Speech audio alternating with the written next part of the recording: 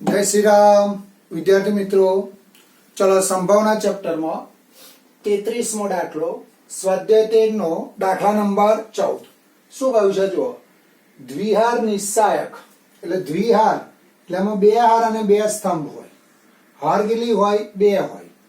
બે હાર હોય અને બે સ્તંભ હોય।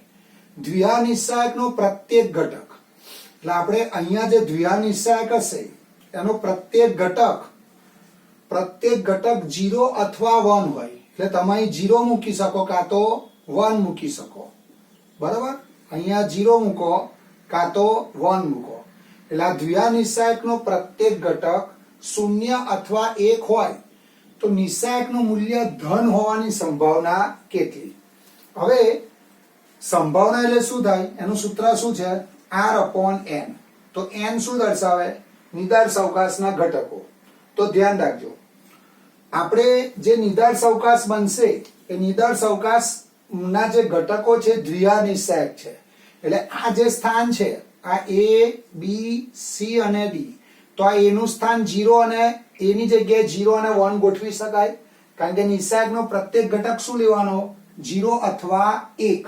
એટલે આ A નું સ્થાન 0 અને 1 રીતે મૂકી શકાય, અહીંયા 0 અને 1 મૂકી શકાય, અહીંયા C ની જગ્યાએ 0 અથવા 1 મૂકી શકાય અને D ની જગ્યાએ 0 અથવા 1 મૂકી શકાય। એટલે આમ નિદાર્શ અવકાશમાં 16 ઘટકો આવે। જો પહેલા 8 1 આવે, પછી 8 0 આવે, પછી 4 1 આવે, પછી 4 0 આવે, પછી 4 1 આવે, પછી 4 0 આવે, પછી 2 1 આવે, 2 0 આવે, 2 1 આવે, 2 0 આવે, 2 1 આવે, 2 0 આવે, 2 1 આવે, 2 0 આવે, પછી 1 0 1 0 1 0 1 0 1 0 1 0 1 0 1 0। એટલે આ કુલ n બરાબર કેટલા ઘટકો થાય? 16 ઘટકો થાય। જો હવે પહેલો નિસ્સાયક આપણે આ મૂલ્ય a નું ગણો, આ b નું, આ c નું, ના d નું। દ્વિહાર નિસ્સાયક આપણો કેવો હોય? A B C અને D। તો A B C D તરીકે 1 1 1 1 લો, 1 1 1 1 પહેલો નિસ્સાયક, પછી 1 1 1 0 1 1 1 0 બીજો નિસ્સાયક, પછી 1 1 0 1 1 1 0 1 એ કયો નિસ્સાયક? ત્રીજો। એવા કેટલા નિસ્સાયક થશે? 16 નિસ્સાયક થશે। એટલે તમારો n બરાબર 16 થશે। હવે જે નિસ્સાયક બનશે એમાં નિસ્સાયકની કિંમત ધન હોય એવા કેટલા નિસ્સાયકો? તો નિસ્સાયકનું મૂલ્ય ધન હોય એવા નિસ્સાયકો આપણે શોધવા પડે। એટલે અહીંયા હું શરૂઆત આ રીતે કરું, અહીં n બરાબર 16। હવે નિસ્સાયકનું મૂલ્ય ધન હોય, નિસ્સાયકનું મૂલ્ય ધન હોય તેવા દ્વિહાર નિસ્સાયક। નિસ્સાયકનું મૂલ્ય ધન હોય તેવા દ્વિહાર નિસ્સાયક 3 જ આવશે। જો કયા 3 આવશે? તો 1 0 0 0 આનું મૂલ્ય શોધો તો અગ્રવિકર્ણ માઈનસ પ્રતિવિકર્ણ એટલે 1 0 1, તો 1 ગ્રેટર ધેન 0 થયો। પછી 1 0 1 1 કરો તો 1 0 એટલે આનું મૂલ્ય ધન થયું। પછી 1 1 0 1 1 1 0 1 એટલે A B C અને D, A B C D, A B C D। તો આ જે 3 નિસ્સાયકો છે એ 3 નિસ્સાયકનું મૂલ્ય ધન થશે। પરીક્ષામાં અહીંયા શબ્દ ધનની જગ્યાએ ઋણ પણ હોઈ શકે અથવા શૂન્ય પણ હોઈ શકે। હો બરાબર, દાખલો ફેરફાર કરવો હોય તો ફેરવી શકે। અહીંયા ધનની જગ્યાએ ઋણ કરે તો આપણા નિસ્સાયકનું મૂલ્ય ઋણ આવે એવા નિસ્સાયક આમાંથી શોધવા આપણે, આ 16 માંથી શોધવા આપણે। તો આ નિદાર્શ અવકાશના કુલ 16 ઘટકો છે એટલે દ્વિહાર નિસ્સાયકો કેટલા મળશે? 16। એમાં જે દ્વિહાર નિસ્સાયકનું મૂલ્ય ધન હોય એવા 3 નિસ્સાયક મળશે। એટલે અહીંયા આવશે r બરાબર 3। બરાબર, n બરાબર 16, r બરાબર 3। તો માંગેલ સંભાવના r/n એટલે 3/16। બરાબર, પછી તમને એવું પૂછે કે નિસ્સાયકનું મૂલ્ય ઋણ હોવાની સંભાવના કેટલી? તો તમારે આમ વારાફરતી આવા નિસ્સાયક બનાવવાના અને આમાં જે મૂલ્ય ઋણ આવે નિસ્સાયકો ગણવાના અને એના માટે n કેટલા છે? 16। પછી 0 હોય તો એવા નિસ્સાયકો લેવાના। બરાબર, ચલો એ બે દાખલા હોમવર્કમાં આવશે, જોઈ લેજો।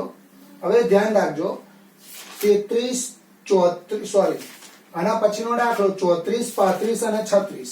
આ હું તમને છેલ્લે દાખલા ગણાવીશ. 34, 35 અને 36 નંબરના દાખલા.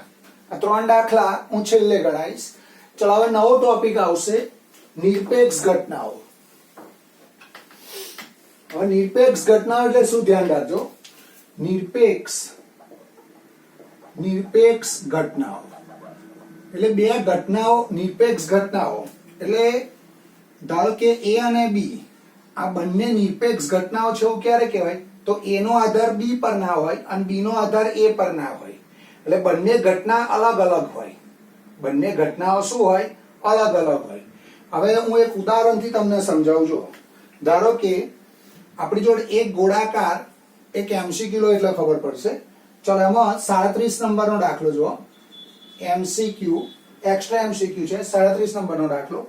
એક ગોળાકાર ચક્ર પર એક ગોળાકાર ચક્ર પર 1 થી 20 અંક અંકિત કરેલા છે. અંક અંકિત કરેલા છે. આ ચક્રને બે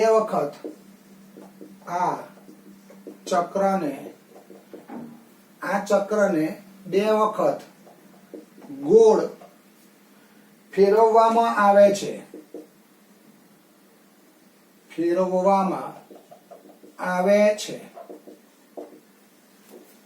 બંને વખત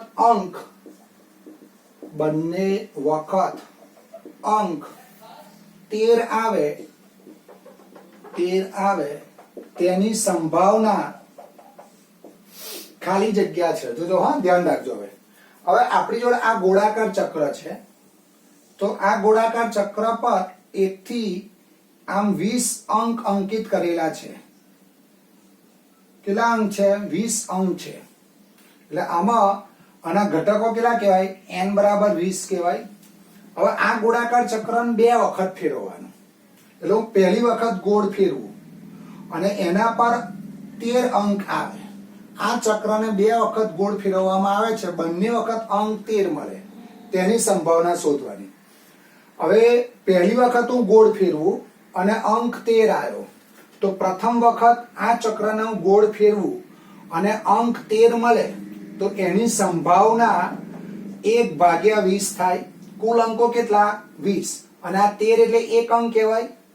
પ્રથમ વખત 13 મળે, પ્રથમ વખત ગોળ ફેરવાથી અંક 13 મળે તો આ r બરાબર 1 કહેવાય. એટલે P ઓફ A શું થશે? 1/20. હવે ચક્ર સ્થિર થઈ ગયું. ફરી હું ગોળાકાર ચક્રને ફરી વખત ફેરવું તો ફરી વખત અંક 13 મળે. એ ઘટનાનું B કહું તો ફરી વખત 13 મળે એટલે 13 r બરાબર 1 કહેવાય. એટલે એની સંભાવના 1/20. તો બંને વખત અંક 13 આવે એટલે બંને વખત, બંને એટલે છેદ, એટલે ઘટનાઓ નિરપેક્ષ હોય તો આ બંનેનો ગુણાકાર કરી દેવાનો. આ બંનેનો શું થાય? ગુણાકાર. એટલે 1/20 એટલે 1/400. આ તમારો જવાબ આવશે. એટલે નિરપેક્ષ ઘટનાઓ એટલે શું? તો જે બે ઘટનાઓ છે એમાં બંને ઘટનાઓ એકબીજા પર આધારિત નથી. એટલે ઘટના A નો આધાર ઘટના B પર નથી અને ઘટના B નો આધાર ઘટના A પર નથી. તો નિરપેક્ષ ઘટનાઓની વ્યાખ્યા આ રીતે થશે. જો હું બોલું, જો ઘટના કેપિટલ A ના ઉદ્ભવ થવા માટેની સંભાવના એ ઘટના B ના ઉદ્ભવ થવા માટેની સંભાવના પર આધારિત ન હોય તો A અને B નિરપેક્ષ ઘટનાઓ કહેવાય. અને જો ઘટનાઓ નિરપેક્ષ હોય તો જે છેદ છે એની જગ્યાએ શું લખવાનો? ડોટ લખવાનો. એટલે યાદ રાખજો, જ્યારે જ્યારે ઘટનાઓ નિરપેક્ષ હોય, ટૂંકમાં બે ઘટનાઓ અલગ અલગ છે. ઘટના A નો આધાર B પર નથી, B નો આધાર A પર નથી. એટલે P ઓફ A છેદ B બરાબર શું લખાય? PA into PB. એટલે અહીંયા 20 અંકો છે એટલે n બરાબર 20. ગોળાકાર ચક્રને બે વખત ફેરવાનું. પહેલી વખત ફેરવું એટલે અંક 13 મળે. અંક 13 મળે એટલે ઘટક 1 કહેવાય. એટલે પ્રથમ વખત 13 મળે તેની સંભાવના 1/20. ફરી પાછું ગોળાકાર ચક્રને ફેરવવાનું, ફરી પાછા 13 મળે એટલે એની સંભાવના 1/20. બંને ઘટનાઓ અલગ અલગ છે એટલે ઘટનાઓ નિરપેક્ષ થશે. ઘટનાઓ નિરપેક્ષ થાય એટલે જે છેદ છે ત્યાં શું લખવાનો? ડોટ. એટલે P ઓફ A છેદ B બરાબર PA into PB. એટલે 1/20 into 1/20 જવાબ આવશે 1/400. તો હવે તું યાદ રાખીશ, જો ઘટનાઓ a અને b નિરપેક્ષ હોય તો p ઓફ a છેદ b બરાબર શું લખાય? pa into pb. ચલો 13.2 નો દાખલા નંબર 1, 38મો દાખલો. ચલો એમાં શું કહે છે? જો કેપિટલ A અને કેપિટલ B નિરપેક્ષ ઘટનાઓ હોય અને P ઓફ A બરાબર 3/5 અને P ઓફ B બરાબર 1/5, તો P ઓફ A છેદ B શોધો. હવે અહીંયા ઘટનાઓ નિરપેક્ષ છે જો, બરાબર? તો શરૂઆત હું આ રીતે કરું, ઘટનાઓ કેપિટલ A અને કેપિટલ B નિરપેક્ષ ઘટનાઓ છે. હવે ઘટનાઓ નિરપેક્ષ હોય તો P ઓફ A છેદ B બરાબર શું લખાય? PA into PB. હવે PA કેટલા છે? 3/5 અને PB કેટલા છે? 1/5. એટલે જવાબ કેટલો આવશે? 3/25. ચલો પછી 39માં MCQ 39 એક્સ્ટ્રા MCQ છે. હવે એમાં તમને આવું આપેલું છે, ધારો કે કેપિટલ A અને કેપિટલ B ઘટનાઓ છે જ્યાં P ઓફ A બરાબર 0.4, P ઓફ A યોગ B બરાબર 0.7 અને P ઓફ B બરાબર P. જો કેપિટલ A અને કેપિટલ B નિરપેક્ષ ઘટનાઓ હોય તો P બરાબર ખાલી જગ્યા. હવે ધ્યાન રાખજો, A અને B શું છે? નિરપેક્ષ ઘટનાઓ છે. જો હવે હું પહેલું સૂત્ર લખું, અહીંયા A અને B નિરપેક્ષ ઘટનાઓ છે એટલે તમારું P ઓફ A યોગ B નું સૂત્ર આવું છે. જો જોઈ PA plus PB minus P of A છેદ B. આવું ઘટનાઓ નિરપેક્ષ છે એટલે જે છેદ છે એની જગ્યાએ શું લખાય? ડોટ. એટલે આવું લખાય, P ઓફ A યોગ B બરાબર PA plus PB minus PA into PB. અહીંયા લખીશું ઘટનાઓ A અને B નિરપેક્ષ છે. કેવી ઘટનાઓ છે? નિરપેક્ષ. બસ આવ કિંમત મૂકી દો. આનો જવાબ 0.7, P of A 0.4, P of B P minus 0.4 into P. બસ આમાંથી P ને સૂત્ર કરતા બનાવો એટલે જવાબ આવશે 1/2. એટલે તમારા સૂત્ર મૂકવાનું, ઘટનાઓ નિરપેક્ષ છે એટલે જ્યાં છેદ છે ત્યાં ડોટ લખવાનો, કિંમત મૂકીને P ના સૂત્ર કરતા બનાવશો એટલે તમને માંગેલ દાખલાનો જવાબ મળશે. ચલો પછી 40મો દાખલો. 40મો એક્ઝામ્પલ. જો B અને કેપિટલ A નિરપેક્ષ ઘટનાઓ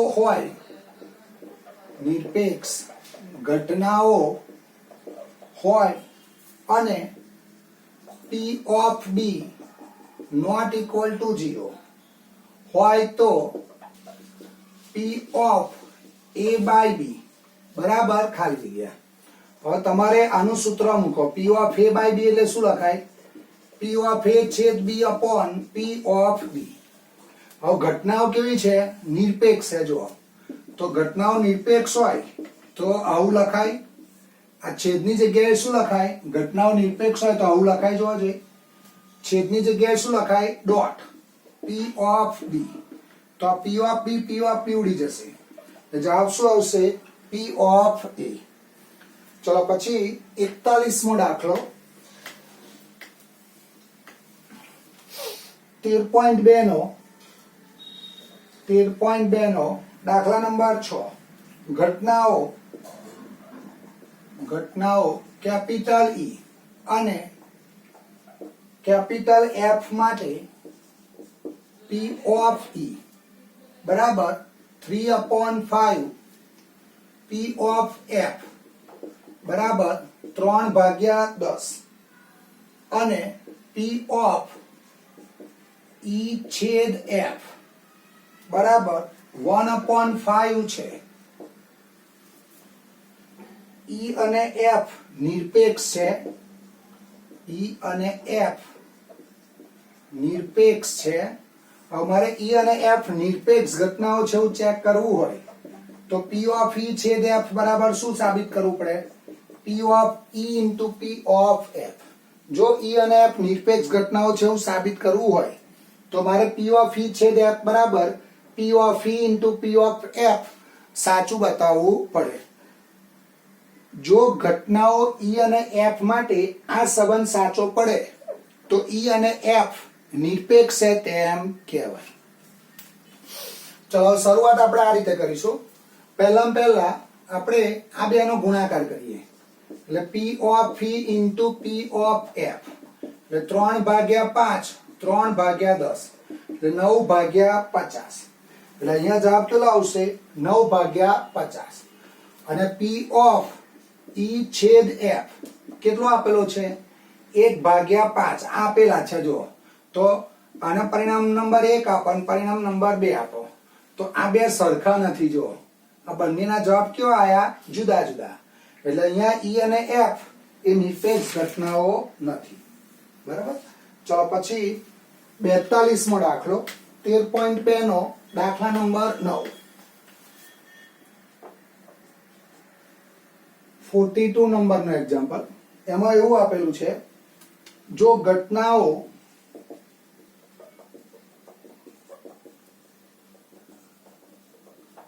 કેપિટલ A અને B માટે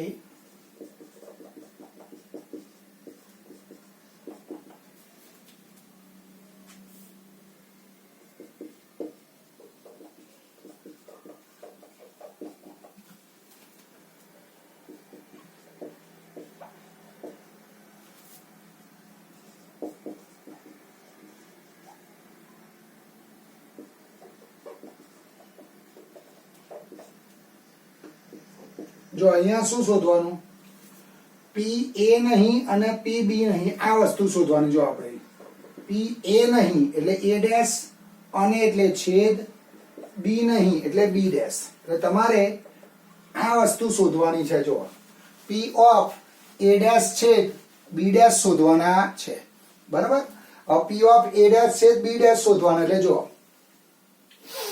હું શરૂઆત આ રીતે કરું. P of A ડેશ છેદ B ડેશ અહીંયા હું દ મોર્ગનનો નિયમ વાપરું તો P of A યોગ B નો ડેશ. દ મોર્ગનનો નિયમ આવો થશે. જોવા જોઈએ. બરાબર. હવે આપણી જોડે સૂત્ર છે ડેશ આવે એટલે 1 માંથી આ ડેશ સિવાયની સંભાવના બાદ કરવાની. એટલે આપણે આ ડેશની સંભાવના શોધવી હોય તો 1 માંથી આ ડેશ બંધ કરી દો. ડેશ શું કરવાનો? બંધ કરવાનો. હવે આનું સૂત્ર મૂકો P of A યોગ B નું એટલે 1 minus PA plus PB minus P of A છેદ B. હવે આ 1 2 અને 3 કિંમતો અહીંયા મૂકી દો અને આનું સાદુરૂપ આપશો એટલે તમને માગેલ દાખલાનો જવાબ મળશે. એટલે અહીંયા તમારો જવાબ આવશે 3/8. બરાબર. ચલો પછી 43 નંબરનો દાખલો એ ખાસ ધ્યાન રાખજો. 43 નંબરનો દાખલો 13.2 નો દાખલા નંબર 8.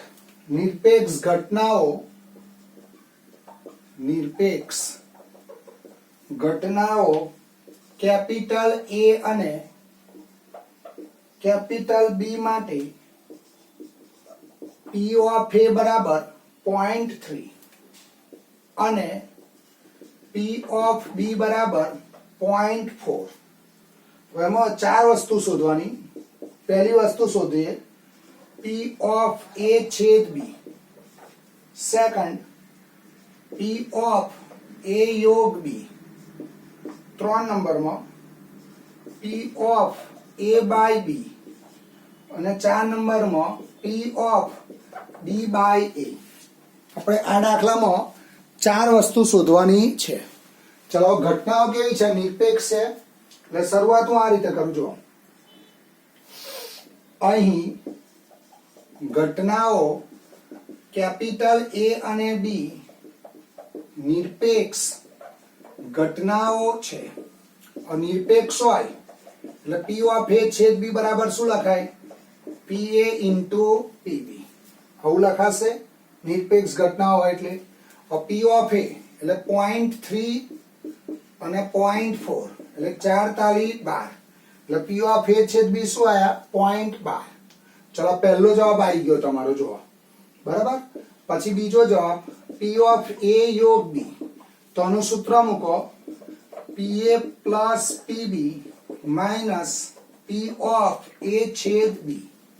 હવે ઘટનાઓ નિરપેક્ષ છે એટલે આ જે છેદ છે ત્યાં શું લખાય? ડોટ. એટલે PA plus PB minus PA into PB. હવે આ બધી કિંમતો મૂકી દો, 1 2 3 અને 4. PA અને PB અહીંયા મૂકી દો એટલે આનો તમને જવાબ મળશે. પછી 3 નંબરમાં જુઓ P of A by B, તો આનું સૂત્ર P ઓફ A છેદ B upon P of B. હવે આ A છેદ B એક નંબરમાં શોધેલા છે 0.12 અને P ઓફ B 0.4. આનું સાદુરૂપ આપશો એટલે જવાબ આવશે 0.3. એ રીતે 4 નંબરમાં P of B by A એટલે P ઓફ B છેદ A upon P of A, તો 0.12 ભાગ્યા 0.3 એટલે જવાબ કેટલો આવશે? 0.4. બરાબર.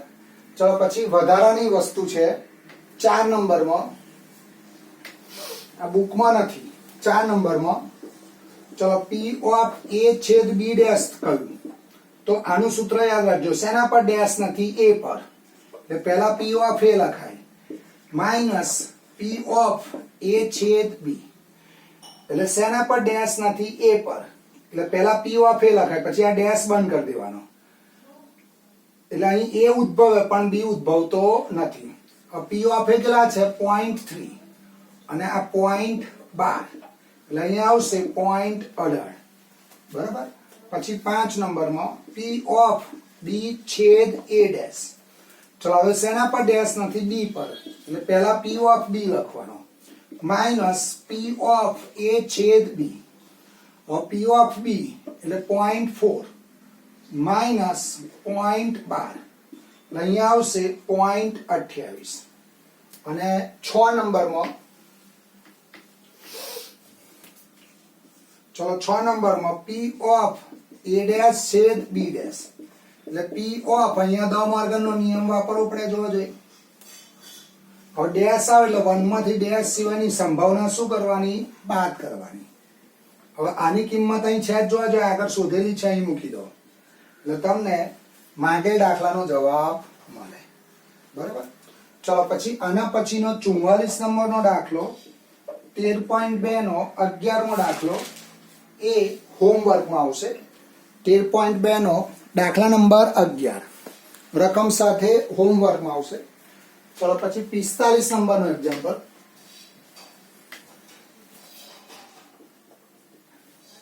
13.2 નો દાખલા નંબર 7. હવે એમાં તમને એવું આપેલું છે, આપેલ ઘટનાઓ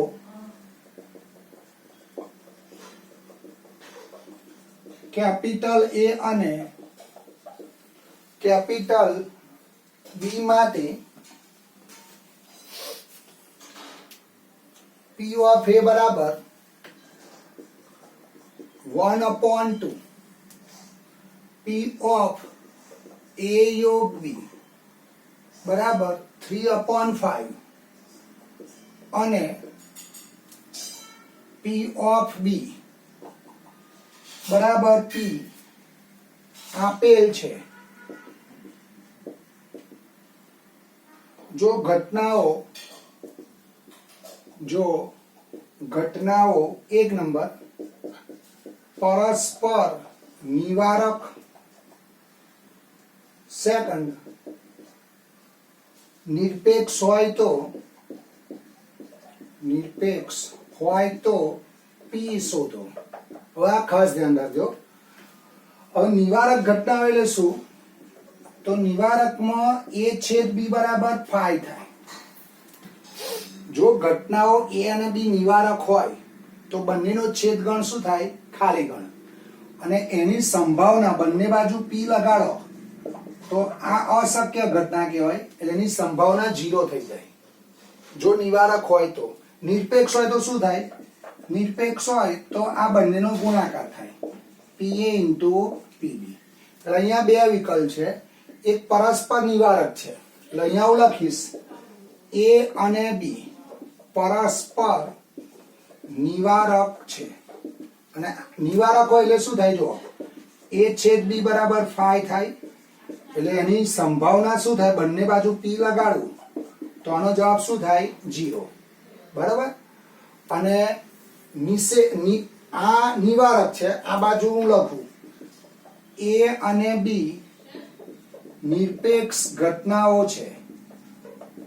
નિરપેક્ષ હોય તો p of a છેદ b બરાબર શું લખાય? pa into pb. બરાબર. અને પરિણામ નંબર 1 આપો અને પરિણામ નંબર 2 આપો.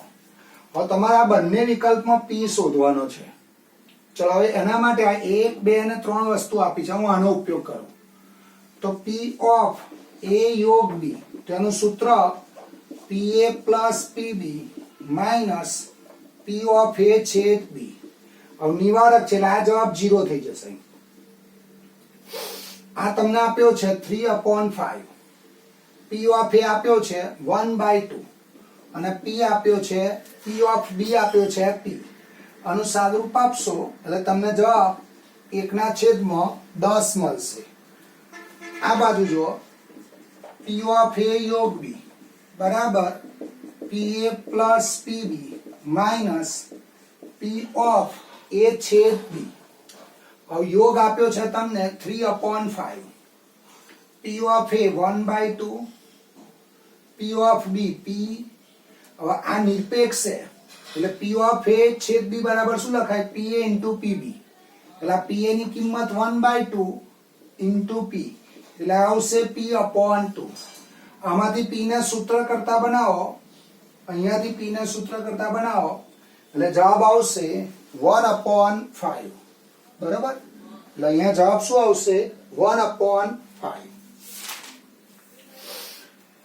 ચલો પછી 46મો દાખલો. 46 47 48. 46 47 48 ત્રણ દાખલા સરખા છે, ધ્યાન રાખજો. 46 47 ને 48 આમાંથી હું તમને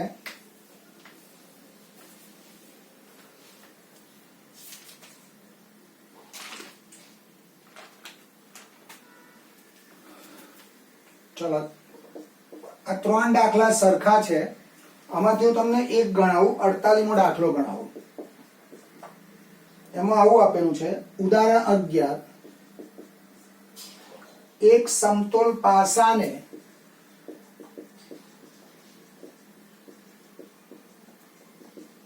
બે વખત ફેંકવામાં આવે છે. હું એક સમતોલ પાસાને બે વખત ઉછાળું.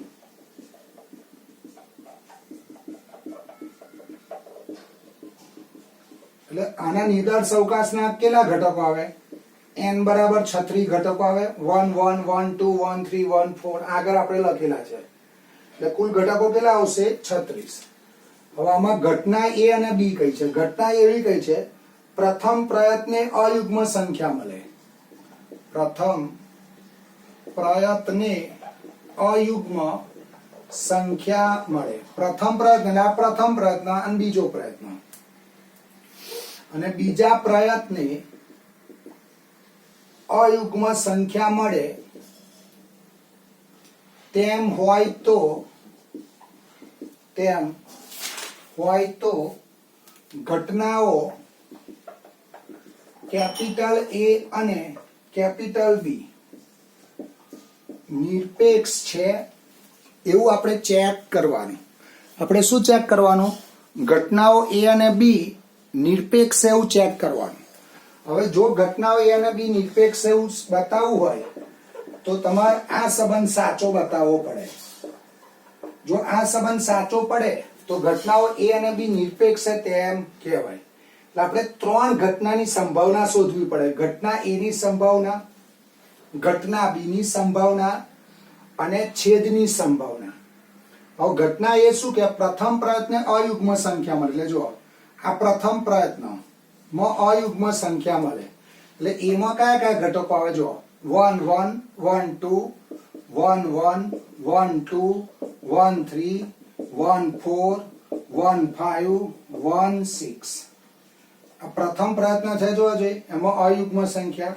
એ રીતે ત્રણ માટે આવે 3 1 3 2 3 3 3 4 3 5 3 6. બરાબર. ચલો પછી એ રીતે 5 આવે. આ પ્રથમ પ્રયત્નમાં અયુગ્મ સંખ્યા એટલે 1 3 ને 5 લેવાના અને આને ગુણી કાઢવાના. પછી આવશે 5 1 5 2 5 3 5 4 5 5 અને 5 6. તો આ કેટલા ઘટકો થયા? 18. એટલે r બરાબર 18. તો a ની સંભાવના r upon n 18 ભાગ્યા 36. એટલે આ જવાબ આવશે 1 upon 2. ઘટના b શું કે બીજા પ્રયત્ન અયુગ્મ સંખ્યા એટલે બીજો પ્રયત્ન આ કહેવાય. જો તો બીજા પ્રયત્નમાં અયુગ્મ સંખ્યા મળે એટલે આપણે હવે શું કરવાનું? 1 1 બીજો પ્રયત્ન અયુગ્મ રાખવાનો એટલે b માં આવું આવે. જો આવું આવશે. અહીં 1 રહેવો જોઈએ, અહીંયા 1 રહેવો જોઈએ. 1 2 3 4 5 6 અહીં 1 રહેવો જોઈએ. બરાબર. પછી અહીંયા 1 2 3 4 5 અને 6. પછી બીજા પ્રયત્ન અયુગ્મ એટલે 3 રહેવો જોઈએ. બીજો પ્રયત્ન અહીંયા 3 અને 5 તો અયુગ્મ કહેવાય ને.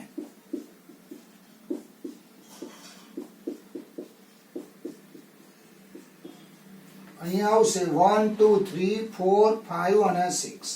1 2 3 4 5 અને 6. તો આ કેટલા ઘટકો કહેવાય? 18. એટલે r બરાબર 18. એટલે d of b બરાબર r upon n. એટલે 18 ભાગ્યા 36 બરાબર 1 upon 2. હવે તમે છેદની સંભાવના શોધો તો બંનેમાં કોમન ઘટક જુઓ. તો બંનેમાં કોમન ઘટકો 9 આવશે. a છેદ b કરશો. a છેદ b કરીએ આપણે. ચલો a છેદ b તો 1 1 બંનેમાં આવશે. જુઓ એટલે અહીંયા આવશે 1 1 પછી 1 3 આવશે, 1 3 આવશે, 1 5 આવશે. બરાબર. 1 1 1 3 1 5 પછી આવશે 3 1 3 3 3 5 3 1 3 3 3 5 પછી આવશે 5 1 5 3 5 5. આ ઘટકો કેટલા થયા? r બરાબર 9. તો p of a છેદ b બરાબર r upon n એટલે 9 ભાગ્યા 36.